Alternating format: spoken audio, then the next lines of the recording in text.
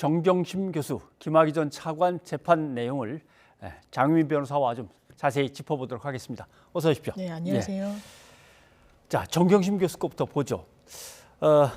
틀림없이 지난번 이제 대법원 판례에서 판결에서 어떤 내용이 나왔냐면 누가 휴대전화를 갖고 사용하고 있는데 거기에 담겨 있는 것들을 탐색하거나 복제하거나 출력해 볼 때는 그 사람에게 반드시 주인에게 참여권을 보장해라. 그리고 어떤 걸 압수해 갔는지 목록을 제출해 줘라. 근데 동양대 휴게실에 있던 PC 거기에서 이제 정경심 교수의 이런저런 증거물들이 나왔다고 하는 건데 검찰이 그걸 가져갈 때 정경심 교수가 없었다. 맞습니다. 그다음에 뭐를 갖다 증거물을 거기서 빼냈는지 정경심 교수한테 목록도 안 줬다. 아, 이거는 무죄가 될 수도 있겠다라는 얘기가 나돌았는데 지금 대법원은 그 판단을 안 했습니다. 이유는 그렇습니다. 뭡니까? 사실 동양대 이른바 PC의 증거 능력이 굉장히 법리적으로는 핵심 관건이긴 했습니다. 조국 전 장관이 지금 1심에서 재판을 받고 있는데 해당 재판부 같은 경우에는 이 동양대 PC 증거 능력을 좀 인정하기 어렵다라는 취지로 결정을 또 내리기도 했죠. 별도 재판이긴 하지만 그렇습니다. 이것과. 별도 재판이긴 하지만 그래도 같은 법리로 그렇다면 대법원에 계류 중인 정경심 전 교수의 해당 사건에서도 증거 능력이 배척되는 거 아니겠느냐. 라는 어떤 제기가 있었지만 실제로는 그렇지 않았습니다. 이게 어떤 점이 다르냐면 영장주의에 의할 때 당연히 영장을 발부받아서 증거물에 대한 특히 PC나 휴대전화 등 전자기기에 대한 압수수색을 단행할 때 이 피의자에게 참여권을 보장해줘야 된다는 게 대원칙입니다. 그것이 설사 임의 제출, 그러니까 당사자가 어떤 영장이 없더라도 자진해서 낸 경우라고 하더라도 혐의와 관련해서 증거물로 사용될 그런 대상물이 라면 당연히 또 참여권을 보장해 줘야 된다는 것이 아주 확고한 대법원의 태도입니다. 그런데 왜 동양대 PC는 거기에 예외가 되었느냐. 이 부분은 좀 사실관계가 다른 부분이 있는데요. 이 동양대 PC 같은 경우에는 정경심 교수가 제출한 것이 아닙니다.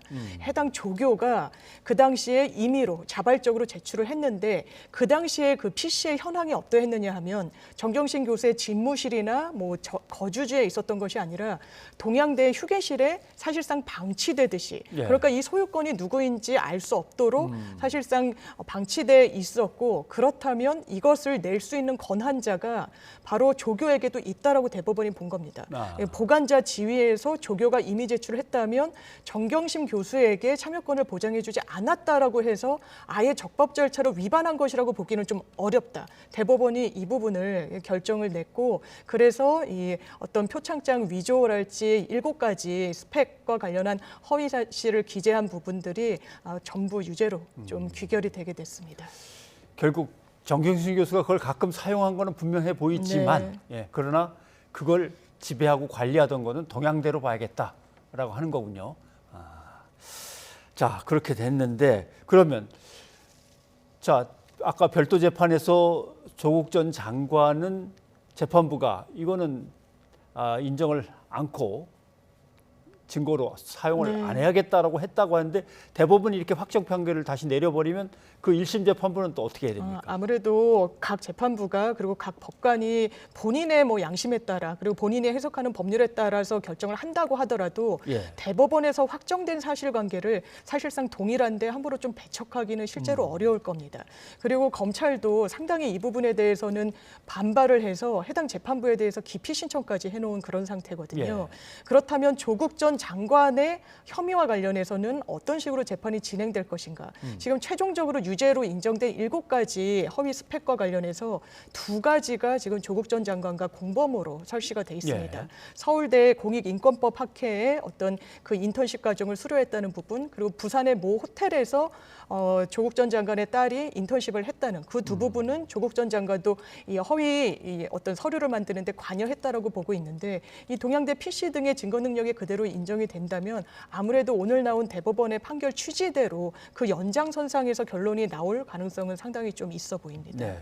자, 그런데 조국 전 장관은 그렇다고 치지만 그 다음에도 또 연루되는 게 있습니다. 조미 씨 같은 경우 이렇게 되면은 7대 스펙이 다 허위라고 한다면 입학한 것도 뭔가 문제가 생기고 입학 해서 졸업한 다음에 얻은 이 의사 면허도 또 네. 문제가 될 수도 있고 이건 어떻게 될까요? 사실 줄줄이 이제 그 문제가 발생할 수밖에 없는데 고려대학교에 수시 입학으로 전형에 합격을 했을 때 그 입시 요강에 이렇게 돼 있습니다. 허위나 위조된 서류를 제출하게 되면은 입학을 취소하게 된다라고 명시적으로 돼 있는데 그렇다면 그게 기계적으로 바로 입학 취소에 어떤 효과를 가져오는지 그 부분에 대해서는 그렇지는 않습니다. 왜냐하면 최근에도 한 유치원 교사가 10년 정도 근무를 했는데 예. 당연히 그 임용에 성공을 했기 때문에 유치원 교사로 임명을 할 수 있었던 건데 그분이 가산점을 받아서 유치원 교사가 된 케이스였습니다. 아버님이 월남전에 참전을 했다라는 이유로 가산점을 받아서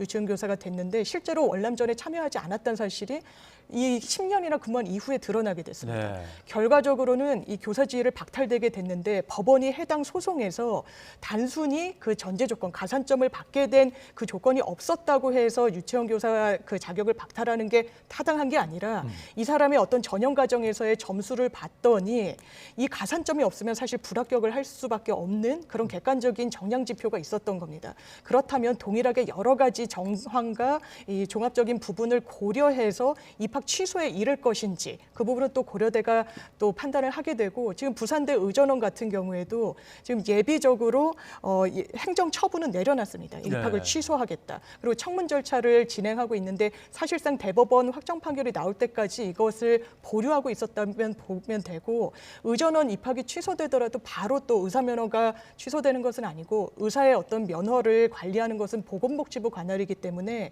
의전원으로부터 입학 취소 통지를 받으면 또 3주 안에 의견을 또 청취해서 여러 가지 절차를 거치게 돼 있습니다. 네. 그래서 여러 가지 또 지난한 과정이 남아 있다고 보시면 네, 되겠습니다. 알겠습니다. 자, 김학의 전 법무부 차관의 이제 재판 얘기를 한번 해보죠. 결국은 두 가지가 이제 의혹이 제기됐고 거기에서 이제 수사가 진행이 됐습니다. 네. 하나는 성접대 의혹이고, 근데 이거는 처벌 시한이 이미 끝났기 때문에 안 된다. 공소시효 뒤라고 해서 안 됐다라고 이제 끝났고, 그다음에 이제 뇌물을 받은 게 있었는데 뇌물이 유죄였다가 다시 이제 무죄로 파기환송이 되는 거죠. 그렇습니다. 네. 사실 말씀하신 대로 성접대 의혹과 관련해서도 기소는 됐는데 이 시효가 10년인데 10년이 더 지나서 재판에 넘겼기 때문에 아예 면소, 그러니까 무죄보다도 이건 아예 재판에 넘길 수 없는 사안이었다라는 면소 판결을 받게 됐고요. 네. 그나마 항소심에서 유죄로 인정이 됐던 부분이 건설업자로부터 한 5천만 원 상당의 뇌물을 받았던 그 부분이었습니다. 네. 그런데 대법원에서 이 부분을 무죄 취지로 파기환송을 했고 파기환송을 받은 고등법원에서 이 부분을 무죄로 판결을 내린 게 오늘 결과물인데 왜 그랬느냐. 이 1심에서는 무죄, 2심에서는 유죄로 인정되게 된 가장 결정적인 계기가 뇌물을 줬다라고 지목된 그 사업가 최모 씨가 굉장히 김학의 전 차관에게 불리하게 어떤 증언 내용을 바꿨기 때문이었습니다. 그런데 재판 과정 중에서 1심, 2심 각 증인으로 출석하기 이전에 검찰과 면담을 한 사실관계가 드러났고 네. 그렇다면 검찰로부터 어떤 회유 그리고 압박이 있었던 거 아니냐. 그렇다면 이 회유나 압박이 없었다는 사실은 최소한 검찰이 입증해야 되는데 그 부분에 대한 입증이 부족하니 뭔가 계속해서 시간이 지체될수록 더 불리하게 증언이 바뀐 내용에 대해서는 좀 신뢰하기가 어렵다라고 최종적으로 판단이 나왔고 물론 다시 상고심으로 대법원으로 갈 수는 있지만 그렇게 하지 않을 가능성이 좀 더 높아 보입니다. 예. 자, 그러면 뭐 세상이 떠들썩했던 사건 아닙니까? 네. 별장에서의 성접대 의혹, 그 다음에 뇌물.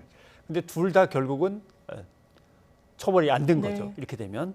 그런데 이제 검찰로서는 상당히 흑역사입니다. 왜냐하면 보면 경찰이 이 사람 빨리 체포해서 네. 조사를 해야겠습니다 하는데 검찰이 계속 경찰이 내놓는 체포영장을 이제 반려시켜 버렸고, 그 다음에 또 특수 강간 혐의를 가지고 그 성접대 의혹과 관련해서 기소를 하려고 했더니 검찰이 다시 또 경찰한테 이건 무혐의다라고 해서 또 돌려보냈고, 그 다음에 그 여성이 직접 성폭력 혐의로 네. 고소한 거 있는데 이것도 역시 검찰이 또 불기소 처분. 그렇습니다. 경찰이 계속 시도하는 것마다 검찰이 계속 하다가 6년이 흘러버린 거 아닙니까? 네. 결국 이거 뭐 비판을 결국 검찰이 받겠죠.